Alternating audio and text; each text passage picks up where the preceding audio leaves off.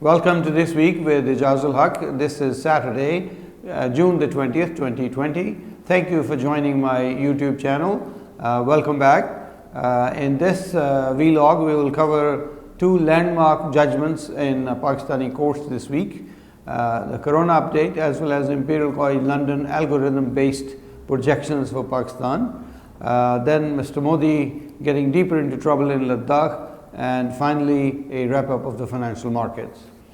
There were two important judgments this week. The first one on June the 18th regarding Dr. Imran Farooq's brutal murder in London about 10 years ago. 3 people were involved. They were arrested and tried, and all 3 of them were given life sentences. Now, the British High Commissioner, Dr. Christian Turner, called it a team effort and a groundbreaking collaboration between Pakistan and UK.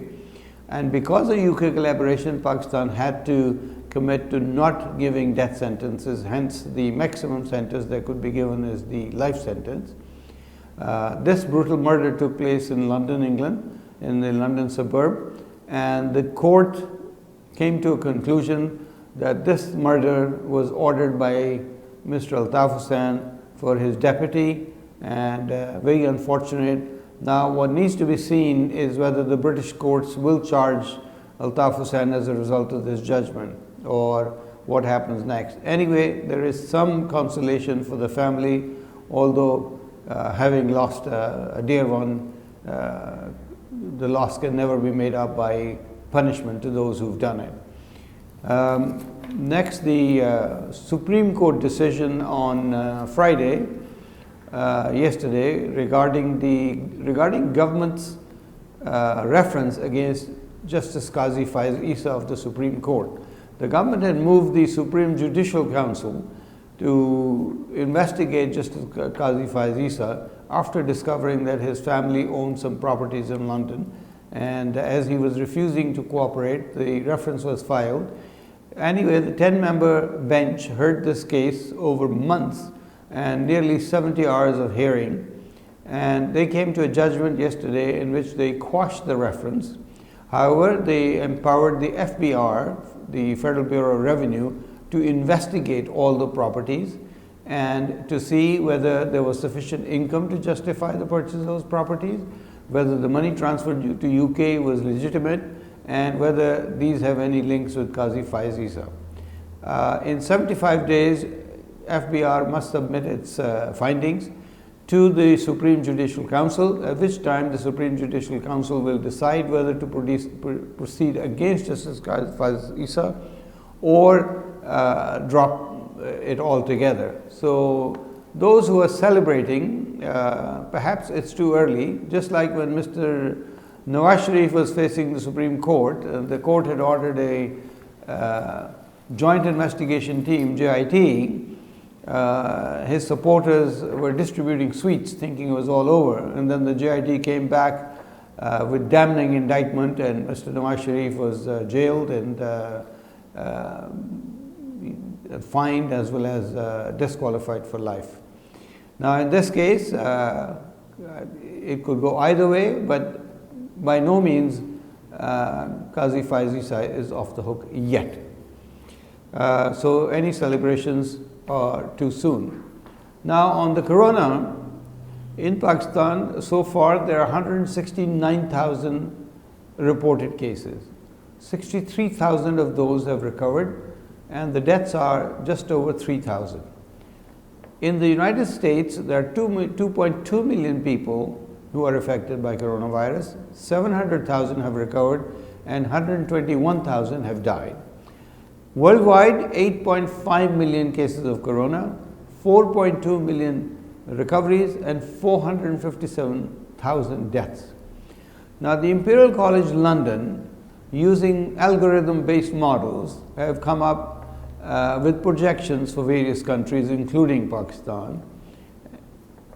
As you can see in this chart, the peak will be reached by mid-August, and they are projecting 10 million cases, which sounds rather high, and 100,000 deaths. But they also say that the cases will go down to 0 by mid-December, and the deaths will go down to 0 by mid-November. So it remains to be seen how accurate this algorithm is, how accurate this projection is, but it's interesting that they've used the data and they've used the formulas, and one hopes the deaths and the reported cases are a lot less than that. Now, Mr. Modi, who has had a thrashing in Ladakh at the hands of the Chinese, is concealing a lot of information about what has happened. India has lost 38,000 square kilometers of territory to China and Ladakh. In my last video, I had said 38,000 kilometers. My apologies, I meant to say 38,000 square kilometers. Now, this is the area that Mr. Modi's government has lost in this incidence. They lost some area in 62, then 92, and now in 2020. Writing in the Asia Times, Mr. Bhim Shurtal says India is paying the price of Mr. Modi's myopic China strategy. He says Mr. Modi is making the same mistake that Pandit Jawaharlal Nehru made in 1962 in dealing with China, and Mr. Nehru relied on his foreign minister Krishna Menon, just like Mr. Modi is relying on the advice of his foreign minister Subramaniam Jaishankar. Both of whom apparently the advice that they rendered caused India into more trouble, or more trouble for India.